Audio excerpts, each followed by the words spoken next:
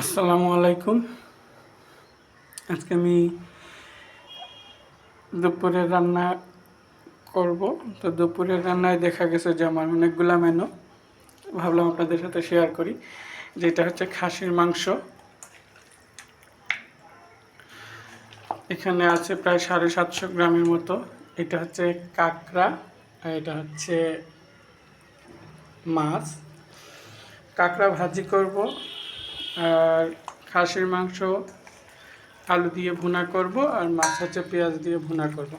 তো এখন আমি খাসির মাংসটা 20 মিনিট লবণ মাখিয়ে রেখেছিলাম। এখন সুন্দর করে ধুয়ে পরিষ্কার করে এখন আমি তাতে মশলা মিক্স করব।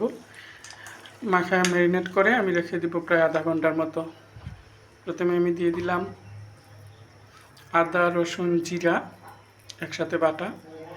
আমি দিয়ে দিলাম 3 চামচ পরিমাণ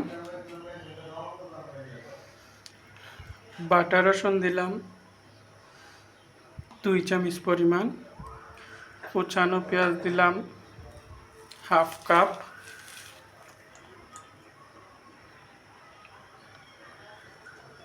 কাঁচামরিচ দিলাম 8-10টা, মাঝখান দিয়ে করে।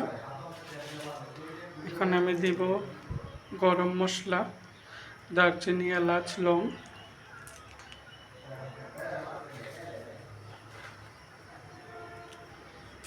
দিলাম 3টা তেজপাতা,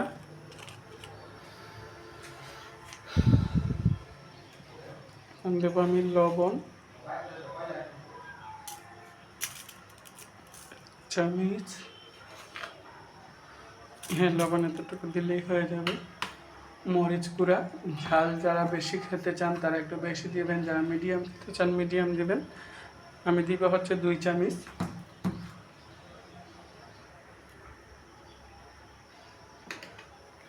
হলুদ গুঁড়া 1.5 চামচ। এই হলুদের কালার বেশি, যার কারণে আমি একটু কম ইউজ করি।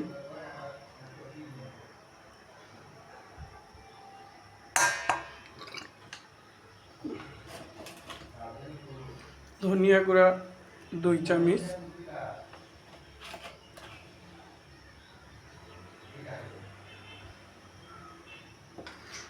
ভালোভাবে মিক্স করে নিয়ে রেস্টে রেখে দিব আধা ঘন্টা।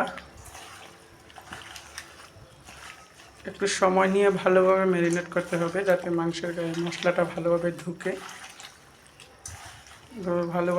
ভালো করে চটকে চটকে সুন্দরভাবে ম্যারিনেট করতে হবে। তেলটা আমি পরে ইউজ করব, যখন আমি মাংসটা কড়াইয়ে দিব তখন হচ্ছে আমি তেলটা ওইখানে গরম করে পরে হচ্ছে আমি মাংসটা ঢেলে দিব।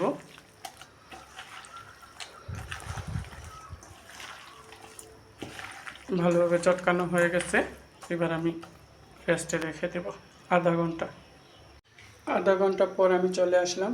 এই যে কড়াইয়ে তেল গরম হয়ে গেছে, এখন আমি ম্যারিনেট করা মাংসটা আমি দিয়ে দিব সেই তেলে।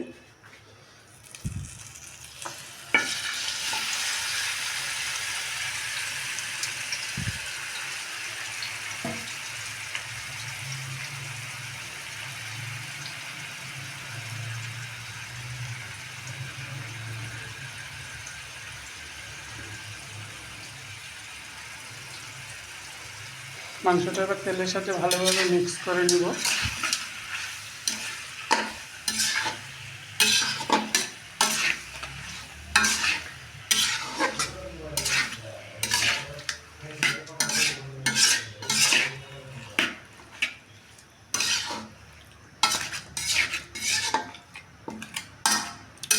ভালোভাবে মিক্স করা হয়ে গেছে, এখন আমি ঢাকা দিয়ে ঢেকে রেখে দেব 3-4 মিনিট যাতে মাংস থেকে পানিটা বের হয়ে যায়। এই যে আমার মাংসের তরকারির পানিও শুকিয়ে যাচ্ছে, মাংস থেকে তেলটা ছেড়ে দিচ্ছে।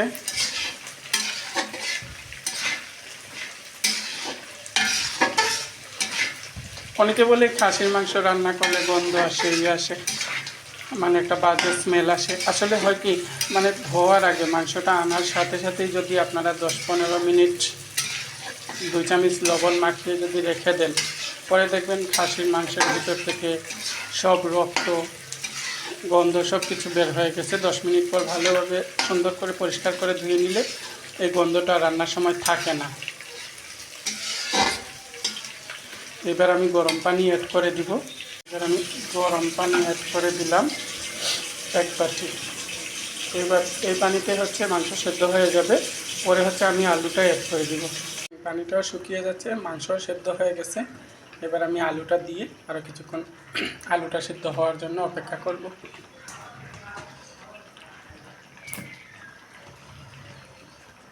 আমি আলুটা দিয়ে দিলাম, এবার একটা নাড়া দিয়ে দিব।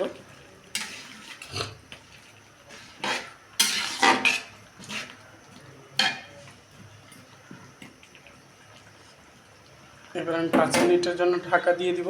5 মিনিটের জন্য ঢাকা দিয়ে দিলে দেখা গেল আলুটাও সেদ্ধ হয়ে আসতেছে। পরে আমি হালকা একটু গরম পানি দিয়ে আরও কিছুক্ষণ জাল দিয়ে নামিয়ে নেব। ঝোল হয়ে গেছে, আমি একটু ঝোল ঝোল রাখলাম, কারণ আমি কয়েকদিন রেখে রেখে খাবো, তো তাই একটু ঝোল ঝোল রাখলাম। হয়ে গেছে, আমি এবার নামিয়ে নিব।